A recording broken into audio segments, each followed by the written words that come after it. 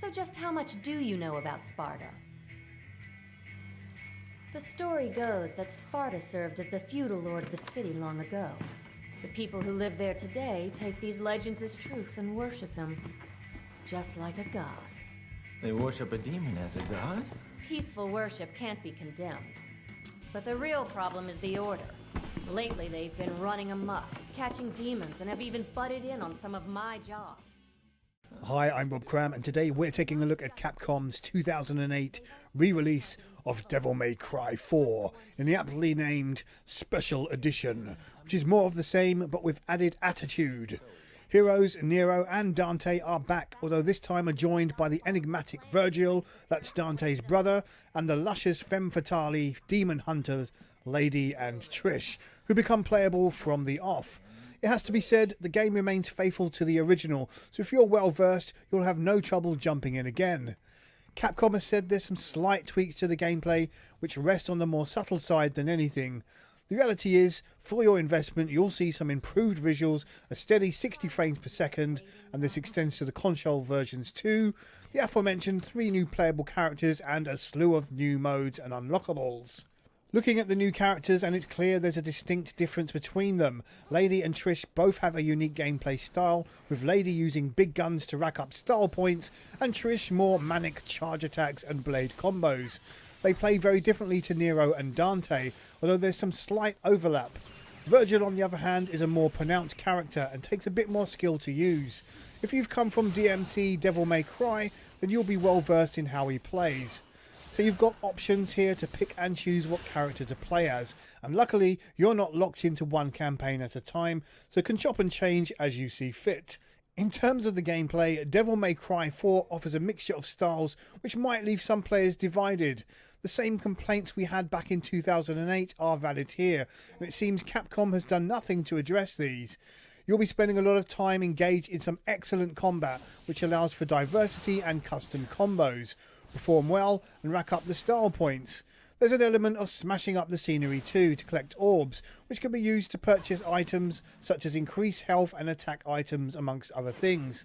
You're graded at the end of each mission based on how many orbs you've found, time taken and style points accumulated, so it pays to look around and destroy anything that looks breakable, although in some cases what can be destroyed isn't always obvious, and at times players will be left swiping air.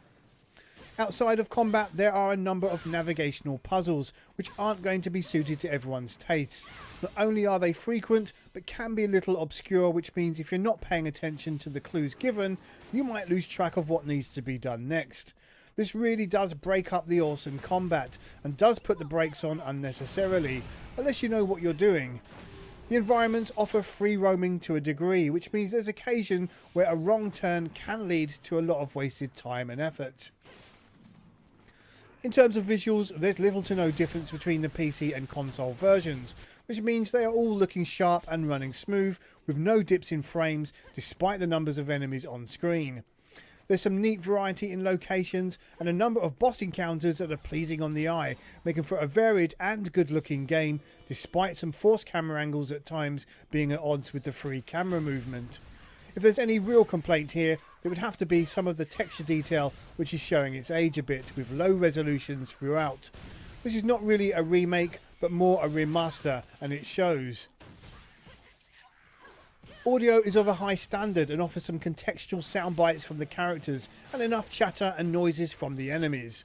There's a story here to follow if you're interested, told through numerous cutscenes, although for those well versed, the option to skip them from the off is a welcome move. The game's music is a bit hit and miss, and obviously is down to personal taste as it kicks in during combat with screeching guitars and the like. Naturally, this can be muted or turned up, take your pick. Players are going to get their money's worth here, and for the £20 asking price, you're getting a lot of content if you like playing through the same areas again and again.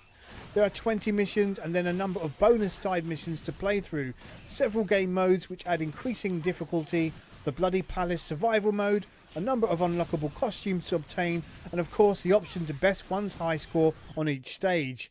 On top of this, there's a whole menagerie of unlockable content to marvel at, including a cutscene viewer, library which shows off character models and lots of other pieces of useful info, artwork and more. For purists, there's simply a lot to sink your teeth into, which is well worth it for the price being asked. Devil May Cry 4 Special Edition is another successful notch on Capcom's remastering bedpost, as it comes in with enough content and vast difference between the characters to make it worthwhile playing through all over again. There's lots to do here, although it does lend itself to repeat plays to get the most from the experience. The first run through is a learning process before you can really let off some steam and shine with style. With no difference between the console and PC versions, it doesn't really matter which platform you choose, as this is well worth the investment regardless. A solid game from 2008 just got better, and although not up to par in looks compared to more modern games, the gameplay is rock solid and shows that graphics aren't always indicative of all-round fun. For its cheap price, Devil May Cry 4 Special Edition comes highly recommended, although be warned of the puzzles which might need some external help to pass. Devil May Cry 4 Special Edition scores 8.5 out of 10. I'm Rob Cram, thanks for watching.